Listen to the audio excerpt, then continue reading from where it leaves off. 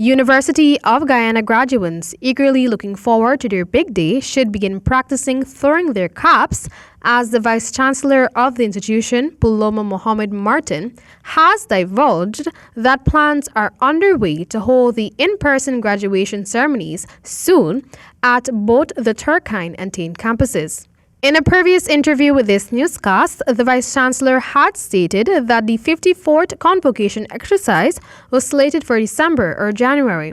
However, on Wednesday, the Vice-Chancellor told this newscast that due to the pandemic, the ceremony, which is usually held in November, has been rescheduled to the first quarter of the new year.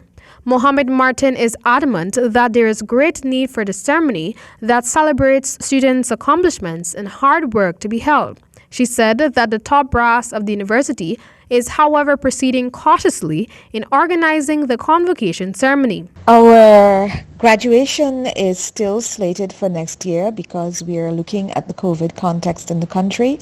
But as we've indicated in other places, all of the administrative functions that are required to be completed in order for a student to be able to graduate on paper will be done by December.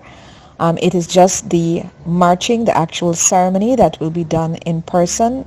She noted that it is a little too early at this point to give directions on the amount of invitees, location, and other information pertinent to the event. She, however, noted that the plan is to have the ceremony conducted in as normal but safe a way as possible, and expressed optimism that the vaccine will pave the way for some sort of normalcy. We will always go with the guidance of our occupational health and safety and our task force on infectious diseases, who are mapping and modeling all of the data, as well as coordinating all of the efforts at keeping the university safe. And so if the exogenous conditions are that the virus is not being controlled, then we will just condense and contract everything.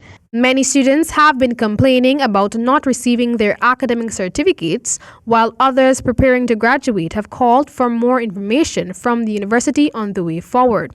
The Vice-Chancellor advised that not until all student obligations are met to the university will students be able to receive their certificates. She reminded that the actual certificate of completion is not usually available until 3 to 4 months after the graduation ceremony. And this could be the return of library books, it could be the return of the graduation gown, it could be fees, it could be an outstanding disciplinary matter, it could be that they have to lodge their thesis with the library. I mean, a number of things that have to be done, and they are told.